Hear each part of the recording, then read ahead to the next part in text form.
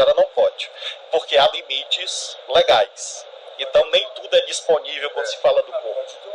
Apenas porque não há, respondendo a Vossa Excelência, é porque não há o direito fundamental de gerar lucro a partir da alienação do corpo.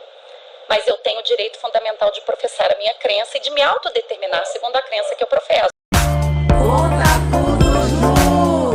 Então eu vou contar para vocês que Dino interrompe a advogada e tenta criar ali um clima de arapuca no STF, só que ele recebe uma aula de direito da doutora. E nisso, o Dino se deu muito mal e ficou com a cara no chão de tanta vergonha. Assista comigo a esse vídeo. Agora pelo Amicus Curiae, Associação Nacional de Juristas Evangélicos, Ana Júri, a doutora Maria Cláudia Buchianeri Pinheiro, como falará nos dois recursos. Vossa Senhoria tem 10 minutos. Eu agradeço, excelentíssimo senhor ministro-presidente, é uma honra me dirigir a Vossa Excelência na condição de presidente desta tribuna. Senhor ministro Gilmar Mendes, relator deste processo, ministro Barroso também relator, ministra Carmen, por vídeo, demais ministros desta casa, professor Paulo Bonet, procurador-geral da República. Senhor presidente, é com muita honra que venho a esta tribuna numa sessão que, para nós, é histórica, porque versa um caso que é típico de uma Corte Constitucional. Caso típico de uma Suprema Corte, porque envolve a proteção de uma minoria claramente hostilizada, historicamente perseguida, quase que aniquilada no nazismo. Uma minoria religiosa que tem como dogmas sinceros, centrais, posições como não celebrar datas nacionais, não celebrar feriados, não receber sangue, ter um proselitismo insistente e, por isso mesmo, uma minoria não compreendida, não aceita e perseguida.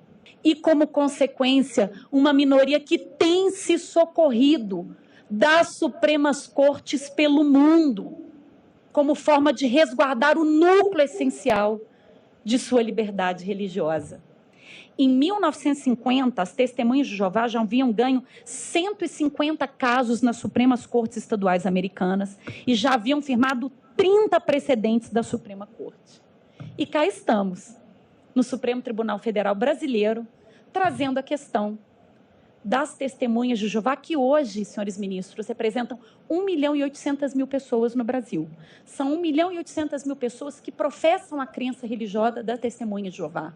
1.800.000 pessoas, ministro Dino, que andam com a carteirinha. E elas, então, andavam, ministro Dino, não só com a carteirinha, mas com um parecer plastificado no bolso do saudoso professor Celso Bastos, que dava a elas, sim, o direito não de escolher pelo suicídio. Elas não querem morrer. Isto não é um suicídio. Não há o desejo do resultado morte. Elas desejam viver, mas viver com dignidade. Viver segundo os ditames mais sinceros, mais sensíveis da sua crença religiosa. Elas não querem ter que fazer a escolha trágica entre a sua convicção religiosa ou acesso ao sistema público de saúde. Esta é uma escolha que nenhum outro aderente religioso precisa fazer. Então, por que é que nós imporíamos isso a esta minoria hostilizada que demanda, sim, um acolhimento ainda maior dos tribunais constitucionais que têm acolhido esta demanda? Trago como exemplo Estados Unidos, Espanha, Canadá, Argentina, México, Japão e Inglaterra. Todos eles já reconheceram o que se pede aqui, neste dia histórico, a esta Suprema Corte. Não quero tomar o tempo excessivamente de Vossas Excelências, mas falando um pouco de teoria dos direitos fundamentais, tema que o nosso Procurador-Geral da República e o relator, ministro Gilmar Mendes, dominam com excelência, mas aqui há algumas peculiaridades no suposto conflito de direitos fundamentais. A primeira peculiaridade: os direitos fundamentais em suposta situação de antagonismo, a vida de um lado e a liberdade religiosa de outro, os titulares são a mesma pessoa. Eu mesma sou a titular de ambos os direitos em situação de antagonismo. E isso impõe ao intérprete um olhar diferenciado. Eu não estou falando de um comportamento individual que atinge a esfera jurídica de um terceiro. Eu não estou falando de uma recusa à vacina, que, muito embora diga respeito apenas a mim, pode colocar em risco a coletividade como um todo e pode colocar em risco um programa maior de saúde pública de erradicação de uma doença. Eu não estou falando disso. Estou falando de 2 direitos fundamentais em suposta situação de litigiosidade que atingem apenas uma pessoa e mais ninguém. E neste caso, nesse específico caso, que é muito particular, os teóricos de direitos fundamentais conferem uma especial prevalência à harmonização prática feita pelo próprio titular, a concordância de direitos feitas por aquele que é o único atingido por a sua escolha. E a razão de ser deriva da própria dignidade da pessoa humana e do mínimo de autonomia existencial e de busca da felicidade. Doutora Cláudia, eu creio que Vossa Excelência, em termos de matéria fática, não entendeu o pressuposto da minha indagação. Não é de um modo geral, eu até frisei isso. Eu estou me referindo a uma criança de 6 meses. É este o caso. Ou a hipótese de uma pessoa que está absolutamente inconsciente. É este o caso. Claro que se a pessoa está consciente, como todos os que foram mencionados na tribuna, uma cirurgia, etc., é evidente que esse argumento é aplicável. A indagação que eu fiz é quando a pessoa não consegue manifestar a vontade porque está impossibilitada. É isso.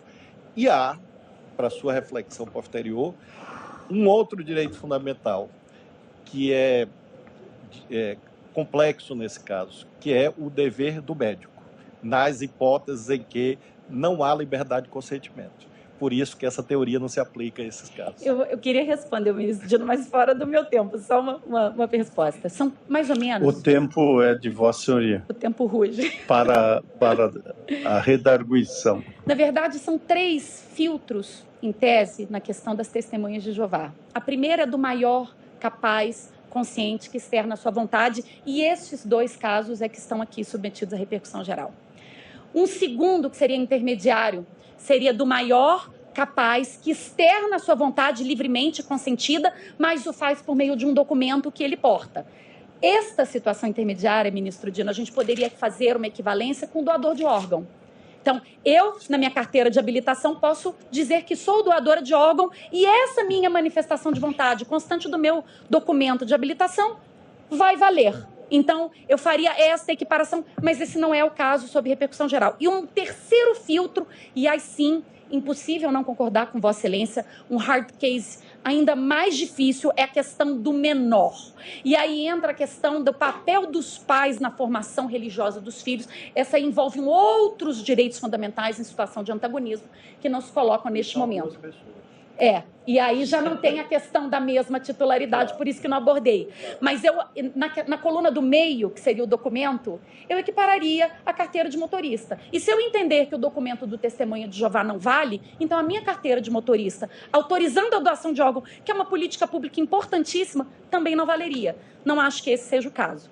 Na linha da questão da ponderação dos direitos fundamentais, para além dessa peculiaridade da mesma titularidade, aqui há uma segunda peculiaridade, ministro Flávio, que não há a disposição do direito vida. Porque daí a gente entra numa outra questão de direitos fundamentais, que é sobre a renunciabilidade dos direitos fundamentais. Posso eu renunciar ao meu direito fundamental à vida, à liberdade? Posso optar ser escravo? Posso optar por morrer? Esse é um debate dificílimo em teoria dos direitos fundamentais, mas ele não se coloca aqui. E por que não se coloca? Porque as testemunhas de Jeová não desejam morrer.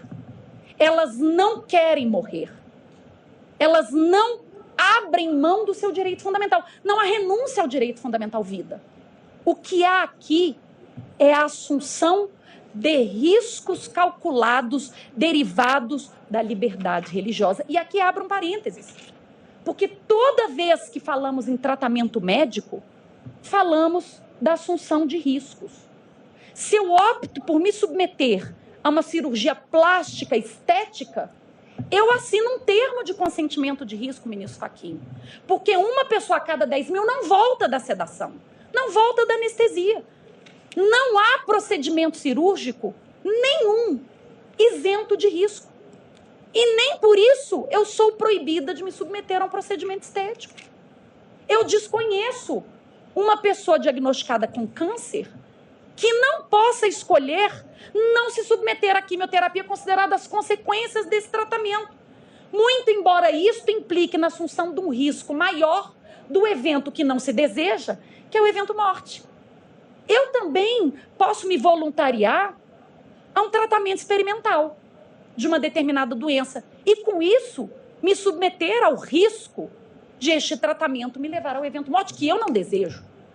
Mas assumir riscos faz parte de todo e qualquer procedimento médico. E não compete ao médico substituir o paciente, entendemos nós, na escolha dos riscos que ele está disposto a correr. Hoje, por exemplo, há uma linha de pessoas que não se submetem mais à remoção da próstata em câncer de próstata. Opta-se pelo acompanhamento ativo. É uma escolha com riscos, mas uma escolha possível. E não existe um médico que possa obrigar a pessoa a escolher por tratamento outro. Então, indago a vossas excelências. Por que essa escolha de risco é legítima em tantas hipóteses, mas quando a razão de ser é a fé, encontra-se uma resistência? Nesses casos que a pessoa, primeiro que a senhora mencionou, maior, capaz, etc., é claro que a vontade do paciente não pode ser subordinada do médico. Estamos de acordo. As situações são outras, que são os hard cases. E eu indago a senhora pode vender seu rim? A senhora pode vender sua córnea? A senhora pode colocar um anúncio na internet, estou vendendo meu rim, estou vendendo minha córnea. Por que eu faço essa pergunta de colisão radical de direitos fundamentais? Para lhe dizer que o caso não é tão simples quanto aparenta. Porque a senhora não pode vender seu rim. A senhora não pode vender sua córnea. Mesmo a senhora sendo maior, capaz, inteligente, a senhora não pode. Porque há limites legais. Então, nem tudo é disponível quando se fala do corpo. Apenas para nos lembrar isso. Respondendo a Vossa Excelência, é porque não há o direito fundamental de gerar lucro a partir da alienação do corpo. Mas eu tenho o direito fundamental de professar a minha crença e de me autodeterminar segundo a crença que eu professo. Então, talvez a comparação... sei que foi no limite, esgarçando o fundamento, mas talvez a comparação não revele a sinceridade, a honestidade e a centralidade. E muito do que se resiste, e a colega que me antecedeu falou muito bem, a partir do momento em que a recusa ao tratamento veio acompanhado da motivação religiosa, a AGU sumiu. Ela foi intimada 17 vezes a falar e ela sumiu. E aí, com todo respeito, ministro Dino, não podemos ignorar o fator da pré-compreensão do fenômeno religioso mesmo, da heterodoxia, da não aceitação do diferente, do dogma que foge do ordinário, que motivou a perseguição às testemunhas de Jeová pelo mundo todo. Não se compreende, não se aceita. Mas a fé e os dogmas de fé não são racionalmente apreensíveis. Para muitas pessoas, idolatrar uma estátua não faz sentido nenhum. Para outras faz. Para umas pessoas, receber um pedacinho de pão na boca não faz sentido nenhum. Para outras, é o Deus vivo. Para muitas pessoas, um copo de vinho nada fala. Para outras, é o sangue. E para muitas pessoas, receber um tratamento, uma transfusão forçada de sangue, é uma violação. E aí aproveito para completar o colega que me antecedeu, há um trauma gigante das transfusões compulsórias recebidas por testemunhas. Fala-se em morte em vida. dada a centralidade, a honestidade desse dogma para as aderentes. E é por isso que elas se socorrem das Supremas Cortes como instrumento de proteção da sua própria sobrevivência enquanto crença legítima e tradicional. Então, o que pedimos nesse caso é o desprovimento do recurso do Amazonas, e aqui, com todo respeito, o procedimento é custeado pelo SUS. Só o que ele quer é uma transferência de domicílio. Não se justifica não dar, porque não se faz cirurgia de alta complexidade em Manaus. Toda e qualquer cirurgia precisa ser fora. Por que não mandar para o interior de São Paulo, onde não se faz com sangue? A pré-compreensão precisa ser vista. A gente precisa tirar a pré-compreensão de debaixo do tapete e entender que ela se faz presente nessas situações. E no caso de Maceió, tanto era absurdo que a cirurgia já foi feita. O evento morte que não se desejava não ocorreu, o que apenas revela e acentua a arbitrariedade da negativa estatal. E esse foi o vídeo de hoje. Ajude a este canal a crescer. Se inscreva aqui nesse canal. Curte bastante, comenta sobre esse vídeo que você acabou de assistir, compartilha com os amigos e vamos fazer com que o canal Conta Tudo Ju cresça novamente com a ajuda dos patriotas, com a sua ajuda e também com a melhor notícia que venho trazer para vocês. Conta Tudo Ju!